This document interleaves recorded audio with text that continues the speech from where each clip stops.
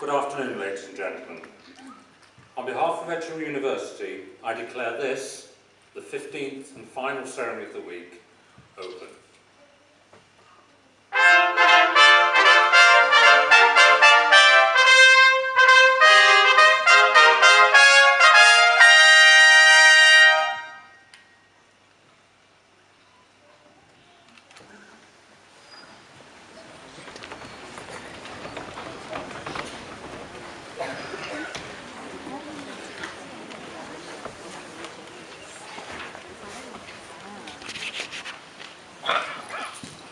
Chancellor, Vice-Chancellor, colleagues, graduates, ladies and gentlemen, a very warm welcome to Edgehill this evening.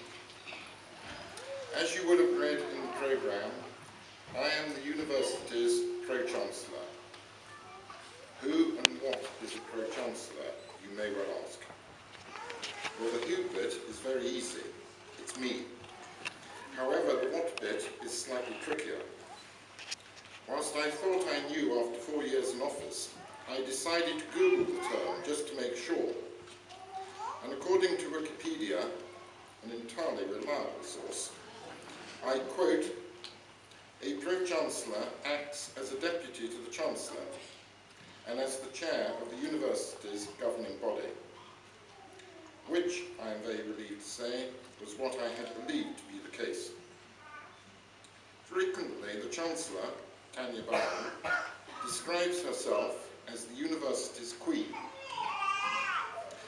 and she refers to the Vice-Chancellor, John Cater, who just did the opening, as her Prime Minister.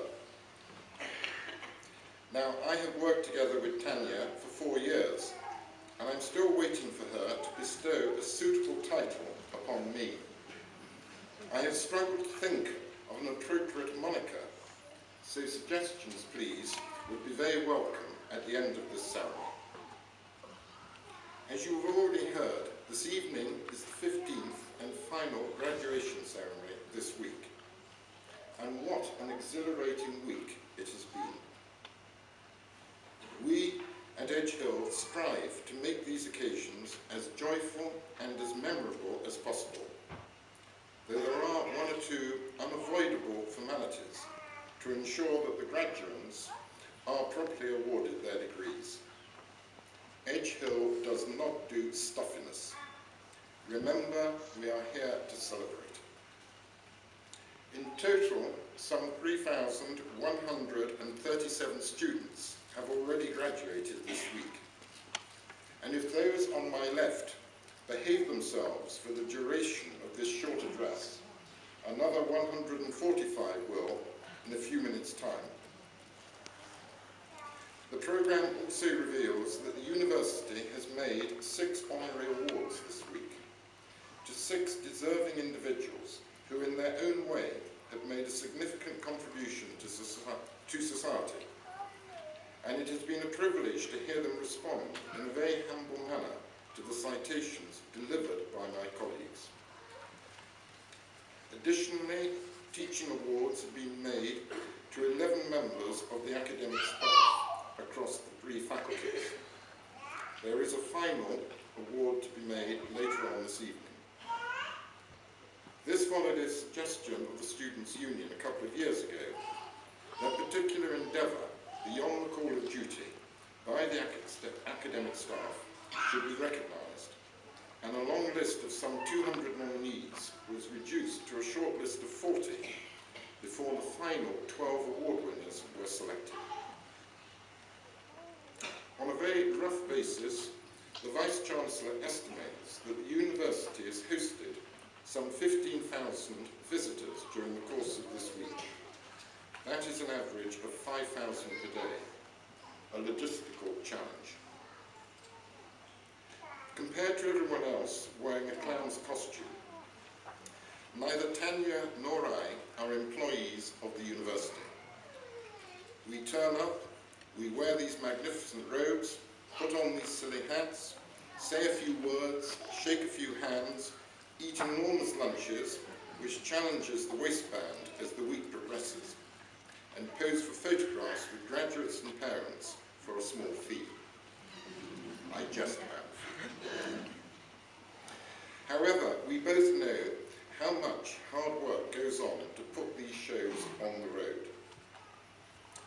therefore very appropriate that I should take the opportunity at the final ceremony this week of thanking all those responsible for arranging the ceremonies.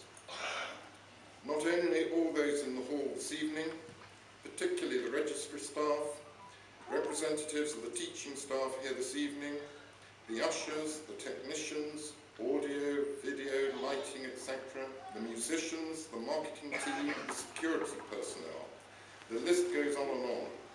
But also those not in the hall this evening, the catering teams, the golf buggy drivers, who somehow or other have managed to borrow a couple of vehicles from Royal Lytham, the car parking people, the ground staff who have had to contend with the recent adverse elements to try and get the campus looking as splendid as possible, and everybody else behind the scenes who ensure that everything runs smoothly.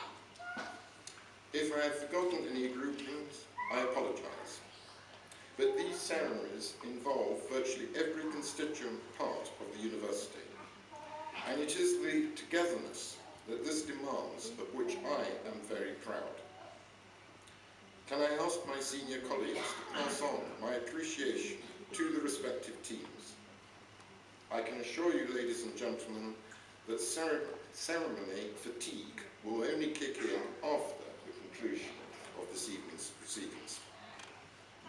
But I also want to thank you, ladies and gentlemen, for the support, whether it has been pastoral or financial, which you have given over the years.